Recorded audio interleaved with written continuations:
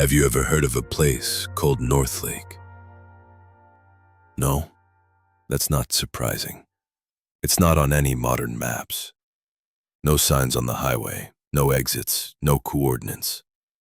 But back in the 1930s, North Lake was a real town. Small, quiet, and hidden deep in the forested hills of Oregon. In the summer of 1939, everyone in North Lake vanished. And I don't mean they packed up and left. I mean vanished. No goodbye notes, no bodies, no evidence. Just gone. It wasn't until almost 60 years later that someone found the only clue, a dusty reel-to-reel recorder sitting in an abandoned building. The tape inside was still intact, and when they played it back, they heard breathing, whispering, and one sentence burned into the static. He opened his eyes. That's when the tape cut out. Most people have never heard about this. There were no major news reports. The officials who visited the site refused to speak to the press. And after 1940, all records of North Lake were sealed or destroyed. Some think it was a military experiment gone wrong. Others believe it was a mass disappearance, something supernatural. But there's one thing we know for sure.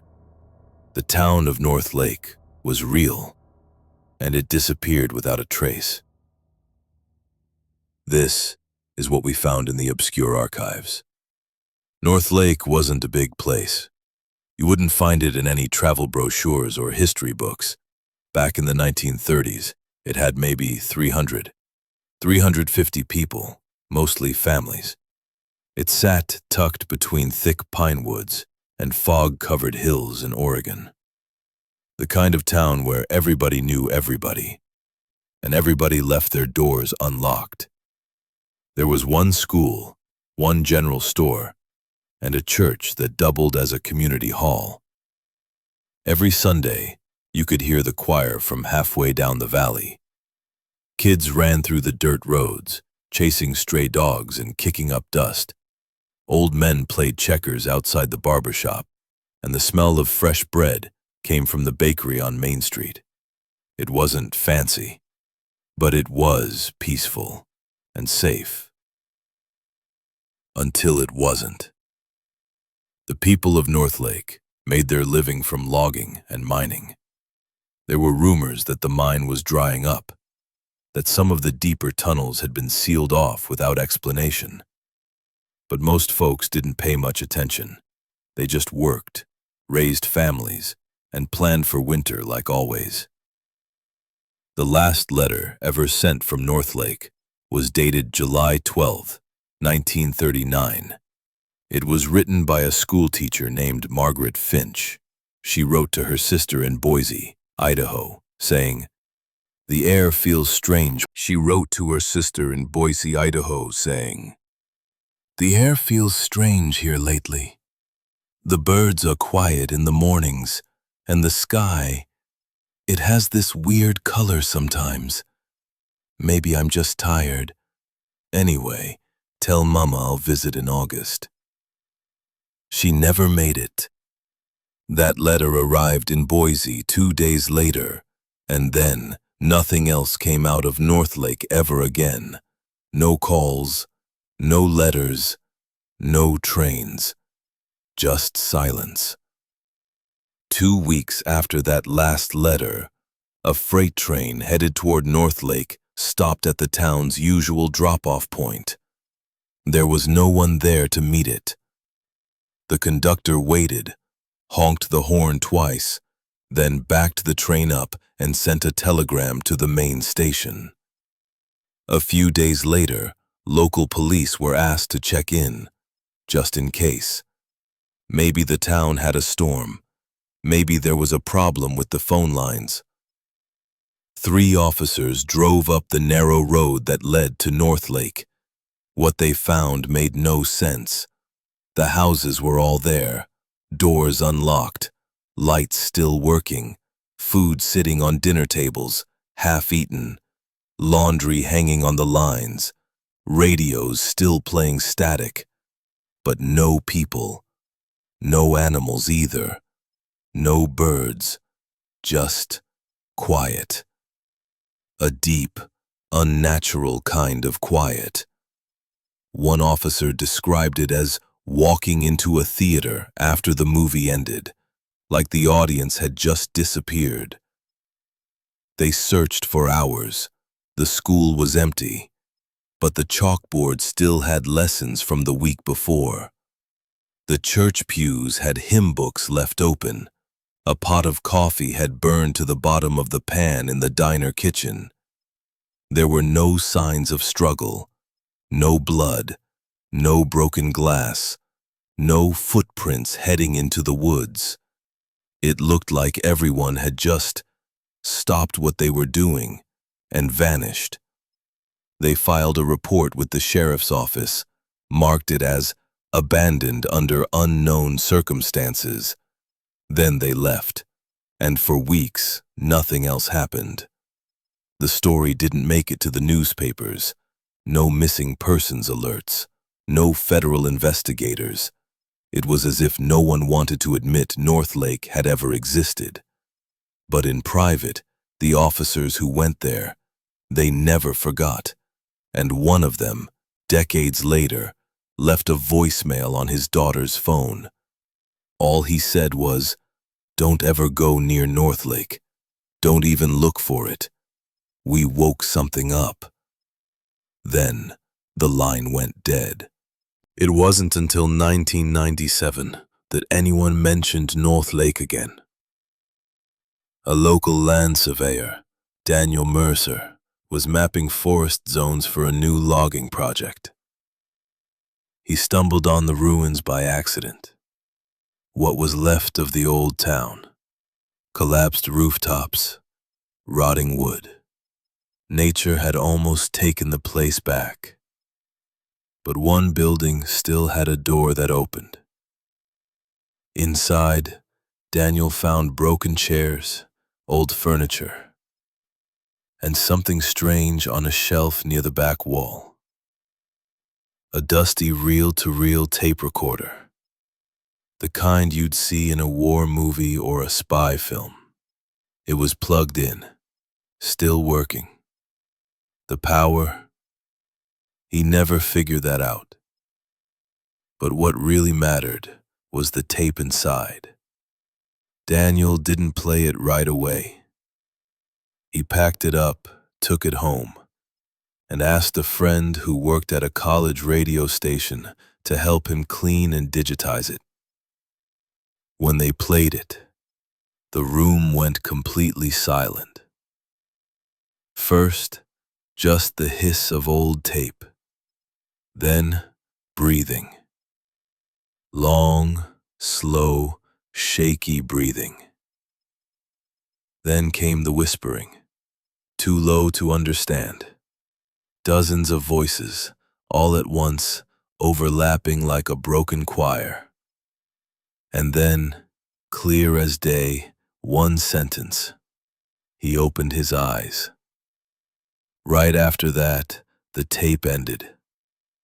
No click, no rewind, just dead silence.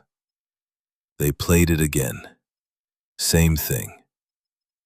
The audio engineer who helped digitize it quit his job 2 weeks later. Wouldn't say why. Daniel tried to submit the tape to a university archive, but it was lost in transit. Then his house caught fire that same winter. The tape, along with all his backups, was destroyed. The only thing that survived was one poor quality MP3 version. No one knows who has it now, but it's out there.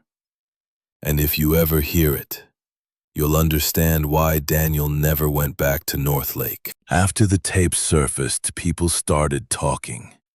Online forums, paranormal blogs, even late-night radio shows. A few claimed they'd hiked near where North Lake was supposed to be. They didn't find the town, but they all told the same story. They felt watched. One man said he was camping in the area when his dog started growling at the woods, growling like it had seen something that wasn't supposed to be there. Another woman said she heard voices outside her tent, not yelling, not talking, just whispering. When she stepped outside with her flashlight, there was no one, but her tent had 3 long scratches across it, like claws. She left that night, never went back. And then there's the story of Ben Harlow, Forest Service worker. He claimed he saw a man standing between the trees, but his eyes were wrong. Too far apart, he said, like they didn't belong on a human face. He turned away for a second to radio his partner. When he looked back, the figure was gone. He doesn't talk about it anymore. These weren't ghost stories told around a fire. These were people who believed what they saw, and they all said the same thing. It wasn't just empty. There was something there, watching from the shadows, following us back down the trail, waiting for us to notice it. Some think it's a spirit. Others say it's whatever took North Lake in the first place. And a few believe it's still there. It doesn't want to be found. It just wants to be remembered. You know how sometimes you stumble upon something that just doesn't fit?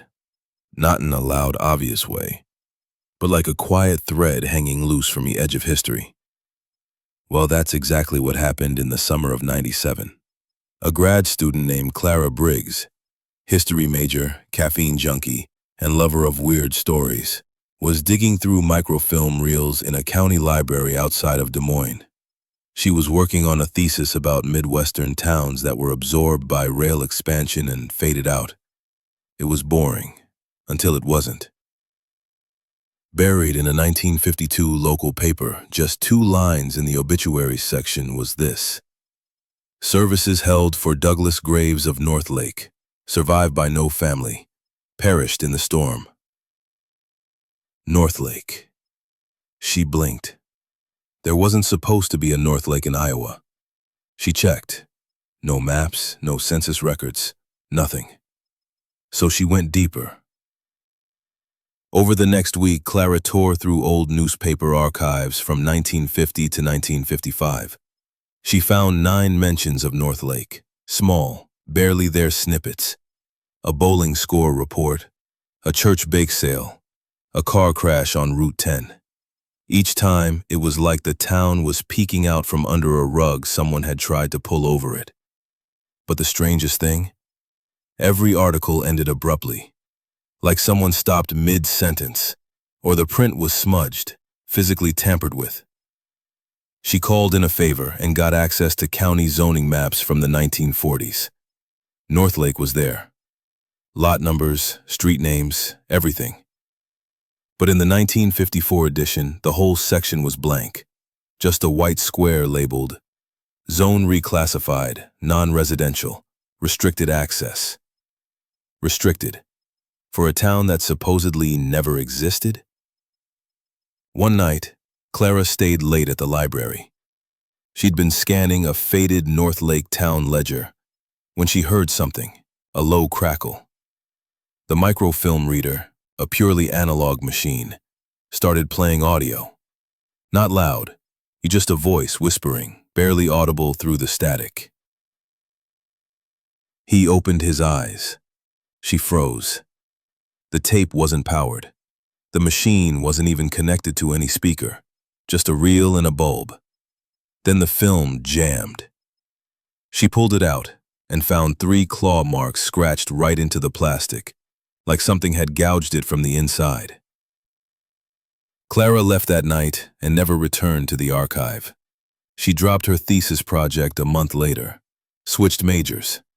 When a professor asked why, all she said was, "Some towns die, some towns get forgotten, but North Lake, It was erased. 1911. You think Clara Briggs moved on after Northlake. She tried, switched majors, new school, new city, new life. But you don't forget something like that. Not really. Every now and then she'd dream about that town ledger, the one that whispered. She'd see rows of names written in ink that bled. Sometimes, in the dream, the names would rearrange themselves, and hers would be there too. 3 years passed. Clara was living in Chicago, working at a used bookstore, mostly happy. She kept the past behind her, locked away, until the phone rang. It was late, 2:37 a.m. She was asleep on the couch, TV still on, some black and white horror movie humming in the background. She answered without looking. Hello? Silence. Then static. But not the normal kind, not like a bad connection. This was deep, textured, like wind inside a tunnel. Then, a voice. Clara. It was old and slow and wet, like the words had to push through water to reach her. She sat up. Who is this? The voice didn't answer. Instead, it whispered. They remember you. Her heart froze. Who? The ones still in Northlake. She dropped the phone. It clattered against the floor, still buzzing, still whispering. She grabbed her jacket and keys, ran out into the street. The city was dead quiet. No cars, no wind, no sound. And then, she heard it again. Not from the phone this time, from behind her. He opened his eyes. She turned. Nobody there, just the empty sidewalk. But the words hung in the air like smoke. She stayed with a friend that night. Threw the phone out the next morning. A week later, the bookstore got a package addressed to her. No return address, no postage. Inside, a single item, a cassette tape labeled Northlake, Tape 2. She never played it. She burned it the same day. But sometimes, in the middle of the night, she swore she could still hear it playing. Somewhere just beyond the wall or behind the floorboards, a voice whispering, You were supposed to forget. 3 days after the tape arrived, Clara couldn't sleep. She kept the box sealed, hid it under the bed, but that didn't help. At night, she'd hear footsteps from inside her closet, whispers coming from the bathroom mirror, shadows on the ceiling that didn't match anything in the room. On the 4th night, she gave in. She didn't own a cassette player, so she borrowed one from the bookstore's Lost and Found, an old Walkman with peeling stickers and corroded batteries. She loaded the tape, put on her headphones, pressed play. The tape hissed, loud at first, then soft, like someone breathing. Then came the sounds. Children laughing, but the laughter slowed down until it sounded like crying. A door creaking open. The sound of dripping water. A long silence. Then, a voice, the same one from the phone. Welcome back, Clara. Her hands trembled. You left us here. She tried to stop the tape. The buttons didn't respond. The audio got louder. We showed you the ledger. You turned away. She tore the headphones off, but the voice kept going, through the speakers now. The Walkman wasn't even plugged in. She threw it across the room. It hit the wall, and the tape popped out, unspooling across the floor like intestines. Then, everything went quiet. She knelt down, carefully touched the tape. Still warm, almost pulsing. She leaned in and whispered, "What do you want from me?" From inside the player, a reply, "We want your name." She jumped back. The tape rewound itself, squealing. The lights flickered. All at once, her apartment filled with the scent of mold and wet dirt. The air turned heavy, like underwater. And then, in the mirror, across the room, she saw them. Figures, pale, thin, too tall, standing just behind her reflection, smiling. She didn't sleep that night, or the night after. She mailed the tape to a P.O. box in New Mexico under a fake name, but she never felt alone again. Every mirror reflected things that weren't there. Every shadow stayed too long. And sometimes, if she listened close enough, she could hear her own name whispered by things that had no mouths. Clara.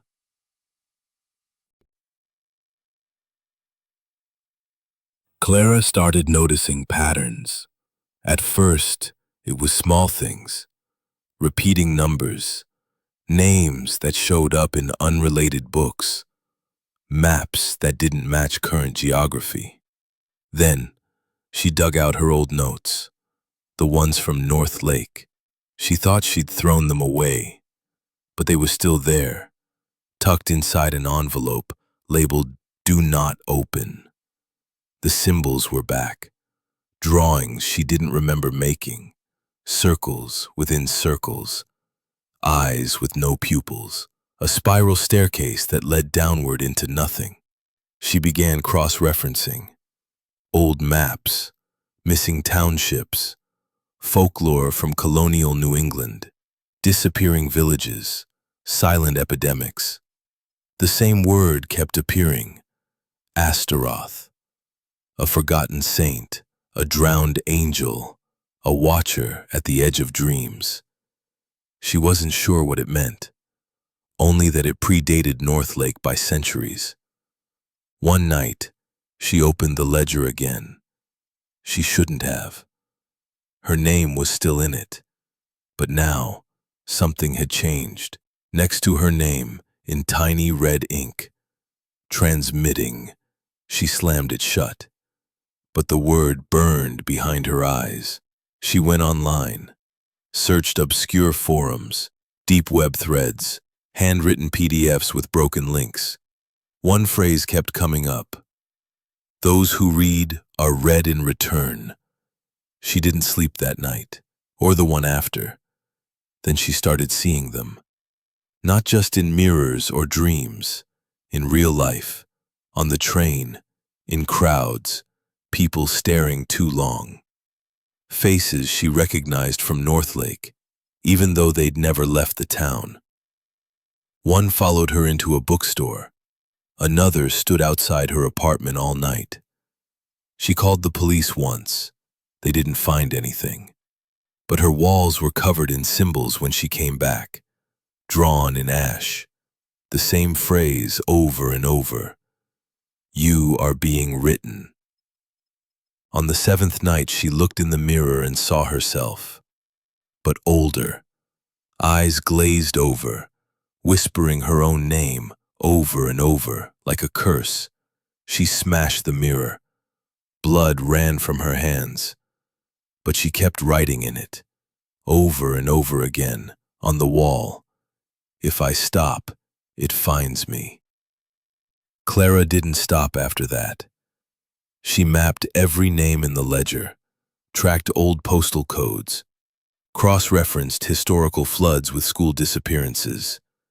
Every lead brought her closer to something she couldn't quite name. But she knew one thing. North Lake wasn't just a town. It was a signal, a beacon, calling to things that don't belong in this world. And Clara? She'd answered. 1 week later, Clara vanished. No note, no struggle, just gone. Her apartment was clean. Books stacked neatly. Computer powered off. But on her desk sat a new cassette, unlabeled, still warm. Next to it, a short message in her handwriting. I finally heard everything. Police couldn't make sense of it. There were no fingerprints on the tape, no signs of forced entry. The security cameras on her floor, static between 2:13 and 2:18 a.m. Exactly 5 minutes of blank. They released a missing persons report. Friends posted her photo online, no leads. But the tape? Someone played it. That's when the dreams began. People across town started reporting strange audio hallucinations. A name whispered while they slept, tuning radios that picked up voices they didn't know, streetlights flickering in Morse code. And always, one word repeated at the end of the tape.